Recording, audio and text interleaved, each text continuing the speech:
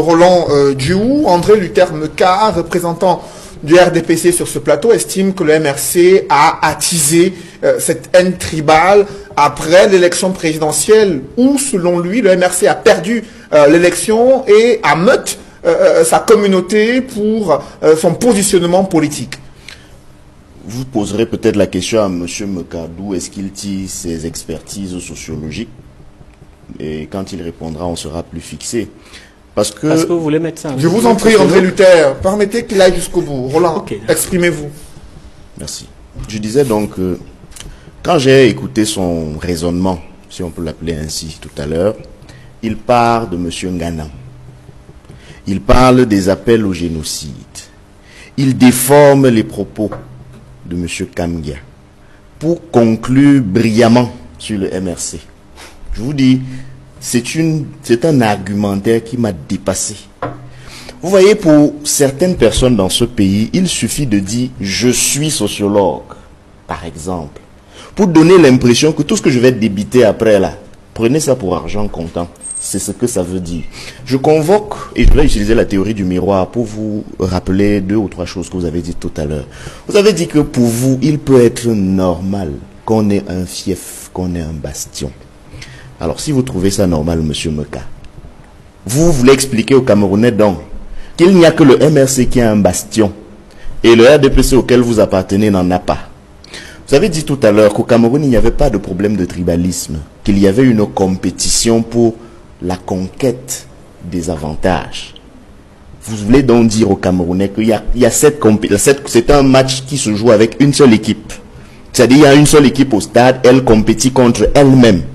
Vous ne dites pas assez que si jamais on pouvait stigmatiser la conquête du pouvoir ne fait face qu'à la confiscation du pouvoir. C'est les 2 faces d'une même pièce. C'est de la logique élémentaire, monsieur Meka.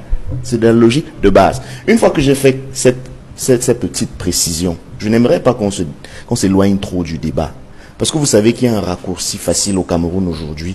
Pour ne pas adresser les questions au fond, on accuse le MRC d'avoir des milices, d'avoir voulu instrumentaliser une communauté pour accéder au pouvoir.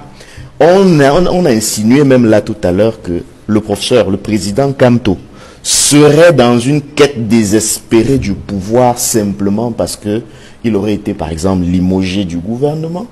Monsieur Meka ne connaît pas la différence entre démissionner et être limogé. Je crois qu'un dictionnaire français l'aiderait bien à faire la distinction. Il prétend également que c'est pour avoir manqué d'être juge à la Cour internationale de justice qu'aujourd'hui on s'accroche ou on s'accrocherait au pouvoir suprême. Mais que monsieur Meka se pose aussi la question, est-ce que monsieur Biya ne peut vivre qu'en étant président de la République? Vous savez, on a été habitué à des courts longs séjours privés qui parfois ont des raisons médicales, entre guillemets, pour quelqu'un qui peut se reposer, pour quelqu'un qui peut faire ses mémoires, pour quelqu'un qui peut profiter de la vie. Vous savez, à cet âge-là, on raconte les histoires aux petits-enfants. À cet âge-là, on ne va plus aux Jeux Olympiques parce qu'on est physiquement fatigué. À cet âge-là, le cerveau n'est pas sûr qu'il tourne. On peut même parfois avoir des trous de mémoire. Et on ne peut donc pas s'accrocher à dire qu'on veut gouverner un pays qui, en 2019, fait compétition, non pas avec le petit Bamileke, non pas avec le petit Tewondo, non pas avec le petit Boulou, monsieur Meka, mais fait compétition avec le petit Sud-Coréen, avec le petit Chinois. Pire, je dis pire parce que on s'est laissé dépasser par des choses à cause de ce repli grégaire, par le Rwanda. Vous savez ce que les Rwandais sont en train de faire en ce moment? Par le Nigeria, par l'Éthiopie, etc., etc. Et M. Meka, sur un plateau, nous explique que tout ça, tous nos retards, c'est parce que le MRC existe. Alors, M. Meka, qu'est-ce que vous attendez pour conseiller à votre gouvernement? De suspendre ou même de dissoudre le MRC une fois pour toutes. Comme ça que le Cameroun marche enfin.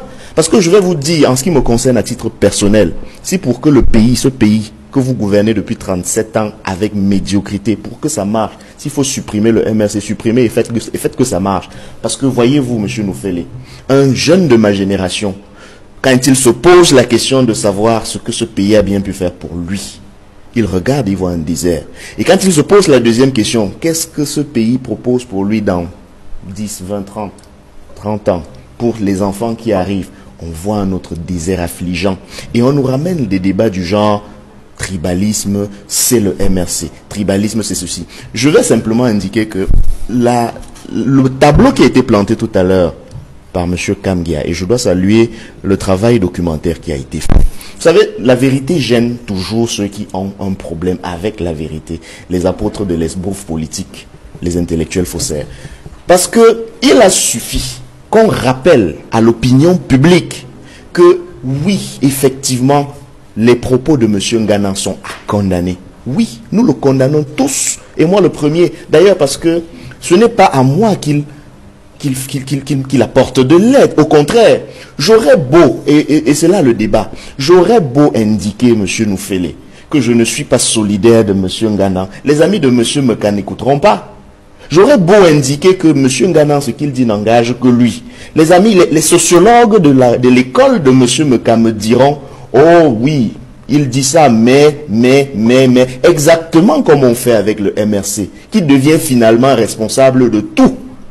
Vous avez été témoin des désolidarisations, des prises de position, des discours officiels de tous les responsables du MRC. Tous. Personne, et je vous mets au défi de m'en rapporter la preuve du contraire, n'est de près ni de loin mêlé à tout ce que M. Meka a indiqué tout à l'heure. Mais il a le loisir de le dire calmement, sans l'effort de vérification qu'on attendrait d'un intellectuel. Mais il le dit. Quand il le dit, c'est parce que l'opinion publique pense comme lui. Les gens sont dans la facilité. On dit, oh, Ngana, il est certainement bamiliqué comme Kamto. Forcément, ils sont ensemble. Et un sociologue sur un plateau de télévision vient nous donner une caution à ce genre de raisonnement. Mais ça ne me surprend pas. Le candidat qu'il a soutenu pendant les élections est théoricien de cela. Parce que voyez-vous, quand on a choisi, du point de vue idéologique, de mettre côte à côte libéralisme et communautarisme, l'analyse de base voudrait qu'on se pose la question, que veut dire libéralisme communautaire? C'est le libéralisme des communautés ou c'est les communautés qui sont libérées, etc., etc., etc. De toutes les façons, du point de vue de l'idéologue que M. Meka suit, le point d'ancrage de sa politique, c'est quoi? C'est le citoyen ou c'est la communauté? Si c'est la communauté qui doit désormais se mouvoir dans un système de libéralisme communautaire, ça explique le tribalisme institutionnel. Ça explique le fait que ceux